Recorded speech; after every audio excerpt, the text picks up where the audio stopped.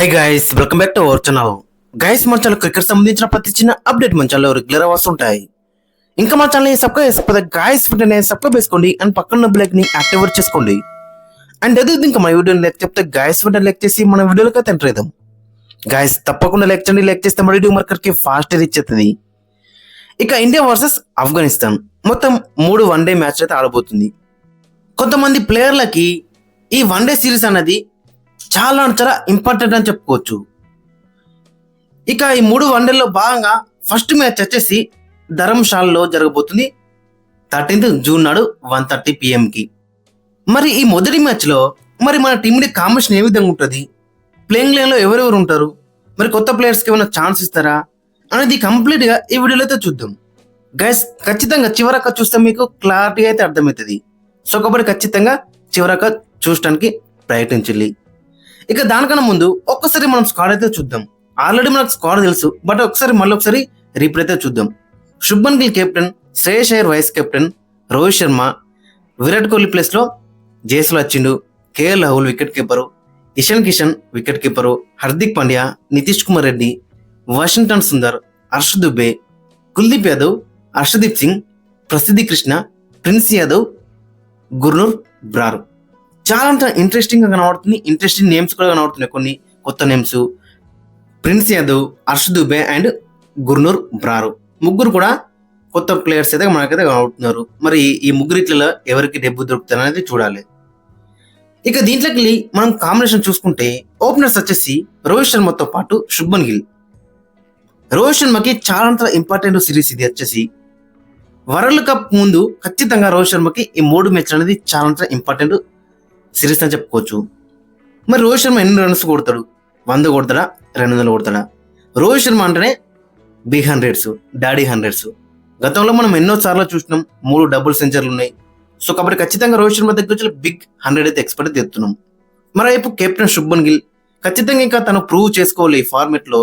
As a player గా no doubt, but captain గా ఇంకా ప్రూవ్ అయితే చేసుకోవాలి. సో కాబట్టి మరి శుభ్మన్ గిల్ దగ్గర నుంచి ఎలాంటి పర్ఫార్మెన్స్ వస్తుంది అనేది ఇంట్రెస్టింగ్ గా అవుతుంది. ఆల్రెడీ లాస్ట్ టెస్ట్ మ్యాచ్ లో సెంచరీ కొట్టి వస్తున్నాడు కాబట్టి మంచి ఫామ్ లో ఉన్నట్టే చెప్పుకోవచ్చు. సో కాబట్టి ఇక్కడ కూడా అదే ఫామ్ ను కంటిన్యూ చేస్తే బెటర్ అయితే ఉంటుంది. మరోవైపు శ్రేయస్ అయ్యర్ దూసుకొస్తున్నాడు. వన్డేలో కూడా అతని కెప్టెన్ గా నియమించే ఛాన్స్ కూడా కనబడుతుంది కాబట్టి శుభ్మన్ గిల్ బీ కేర్ఫుల్ అని చెప్పుకోవచ్చు. ఇక 3లో ఎవరు ఆడతారు?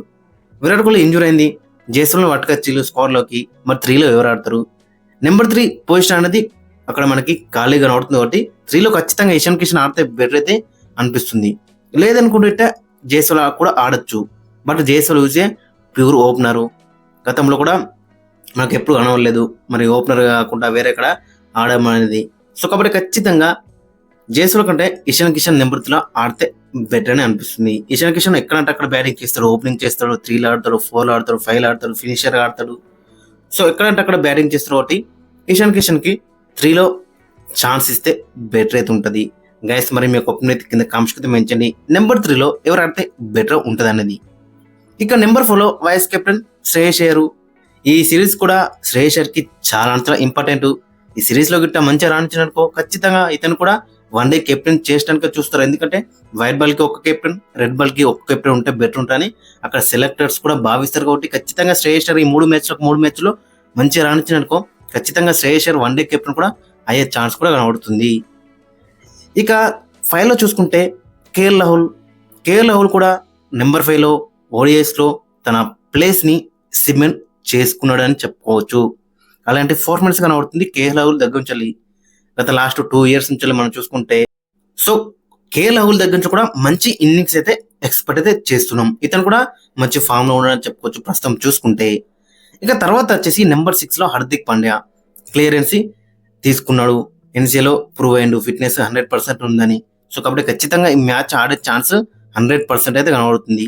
T20 కి ఇప్పుడు హార్దిక్ పాండ్యాని దూరంగా పెట్టాలంటే ఖచ్చితంగా ఓడిఎస్ అన్ని ఆడతాడు. ఎందుకంటే 2027 వరల్డ్ కప్ ఖచ్చితంగా హార్దిక్ పాండ్యా మనకి ఇంపార్టెంట్ కాబట్టి ఇతనికి T20లలో కొంచెం పక్కన పెట్టిల్లు. సో కాబట్టి ఓడిఐ వరల్డ్ కప్ ఉంది కాబట్టి ఖచ్చితంగా ఓడిఎస్ అన్ని ఆడతాడు హార్దిక్ పాండ్యా. ఇక తర్వాత నితీష్ కుమార్ రెడ్డి 7లో ఆడే ఛాన్స్ అయితే ఎక్కువ కనబడుతుంది. బోత్ నితీష్ కుమార్ రెడ్డి, హార్దిక్ పాండ్యా టీంలో ఉంటే ఆ బ్యాలెన్స్ వేరే అయితే ఉంటుంది. టీంకి బ్యాలెన్స్ వచ్చేసి చాలా డిఫరెంట్ లెవెల్ అయితే ఉంటుంది. ఎందుకంటే మనకి డీప్ రాక బ్యాటింగ్ అయితే ఉంటుంది. ఇద్దరు కూడా 140 వేస్తారు. నితీష్ కుమార్ రెడ్డి కూడా 140 వేస్తాడు. అండ్ బ్యాటింగ్ లో కూడా ఎలాంటి బ్యాట్స్మెన్ అందరూ తెలుసు. సో ఇద్దరు దగ్గర మంచి పర్ఫార్మెన్స్ ఎక్స్పెక్ట్ చేస్తున్నాం. ఇక తర్వాత 8 వచ్చేసి హర్ష్ దుబే. ఖచ్చితంగా హర్ష్ దుబే అయితే ఆడతాడు ఈ మ్యాచ్ లో. వేరే స్పిన్నర్స్ ఎవరు లేరు అక్కడ. స్పిన్ ఆల్రౌండర్స్ అయితే మనకైతే కనబడలేరు. వాషింగ్టన్ సుందర్ ఉన్నారు కానీ వాషింగ్టన్ సుందర్ బౌలర్ గా మనం అయితే ఎక్స్పెక్ట్ చేయలేం ఆ 10 ఓవర్లు అనేది. సో కాబట్టి ఖచ్చితంగా హర్ష్ దుబేకే ఛాన్స్ ఇస్తారు. ఇక తర్వాత బౌలర్స్ వచ్చేసి ప్రసిద్ధి కృష్ణ. ఖచ్చితంగా ప్రసిద్ధి కృష్ణ ఆడే ఛాన్స్ అయితే ఎక్కువ కనబడుతుంది. రీసెంట్ టెస్ట్ మ్యాచ్ లో కూడా చాలా బెటర్ బౌలింగ్ వేసిండు. హైట్ ఉంది, పేస్ ఉంది అండ్ మంచి ఫామ్ లో ఉన్నాడు కాబట్టి ప్రసిద్ధి కృష్ణకే ఛాన్స్ ఇచ్చే అవకాశం ఎక్కువ కనబడుతుంది. ఇక నెంబర్ 10 వచ్చేసి కుల్దీప్ యాదవ్. కుల్దీప్ యాదవ్ దగ్గర నుంచి కూడా మంచి వికెట్స్ అయితే ఎక్స్పెక్ట్ చేస్తున్నాం. చాలా రోజులు అవుతుంది మరి కుల్దీప్ యాదవ్ మరి ఓడిఐ ఫార్మాట్ లో ఆ 5 వికెటాలు 4 వికెటాలు చూసి. సో కాబట్టి ఖచ్చితంగా కుల్దీప్ యాదవ్ దగ్గర నుంచి ఒక బిగ్ 5 వికెటాలు ఎక్స్పెక్ట్ అయితే వేస్తున్నాం. ఇక తర్వాత నెంబర్ 11 వచ్చేసి ఇంట్రెస్టింగ్ నేమ్ ప్రిన్స్ యాదవ్. ఖచ్చితంగా ప్రిన్స్ యాదవ్ ప్లేయింగ్ లెవెల్ లో ఉండాల్సిందే. సో కాబట్టి ఖచ్చితంగా ప్రిన్స్ యాదవ్ మరి ఏ విధంగా రాణిస్తారు అనేది చాలా ఇంట్రెస్టింగ్ గా మనకైతే కనబడుతుంది. ఇక ఫైనల్ గా ప్లేయింగ్ లెవెన్ అక్కడ మనం చూసుకుంటే ఓపెనర్స్ వచ్చేసి శుభ్మన్ గిల్ అండ్ రోహిత్ శర్మ. నెంబర్ 3 లో ఇషాన్ కిషన్. నెంబర్ 4 లో శ్రేయస్ అయ్యర్. నెంబర్ 5 లో చూసుకుంటే KL Rahul wicket keeper. Number 6 లో వచ్చేసి హార్దిక్ పాండ్యా. నెంబర్ 7 లో వచ్చేసి నితీష్ కుమార్ రెడ్డి. నెంబర్ 8 లో వచ్చేసి హర్ష్ దుబే. నెంబర్ 9 లో వచ్చేసి కుల్దీప్ యాదవ్. నెంబర్ 10 లో వచ్చేసి ప్రసిద్ధి కృష్ణ. నెంబర్ 11 లో వచ్చేసి ప్రిన్స్ యాదవ్. ఓవరాల్ గా చూసుకుంటే బౌలింగ్ లో మనకి టూ మనీ ఆప్షన్స్ ఉన్నాయి. బ్యాటింగ్ లో నెంబర్ 8 రకం బ్యాటింగ్ అయితే కనబడుతుంది. సో కాబట్టి చాలా బెటర్ టీం అయితే కనబడుతుంది. గ్యాస్ మరి మీ యొక్క ఒపీనియన్ అయితే కింద కామెంట్స్ అయితే మెన్షన్ చేయండి. మీ యొక్క ప్లేయింగ్ లెవెన్ కూడా కింద కామెంట్స్ అయితే మెన్షన్ చేయండి.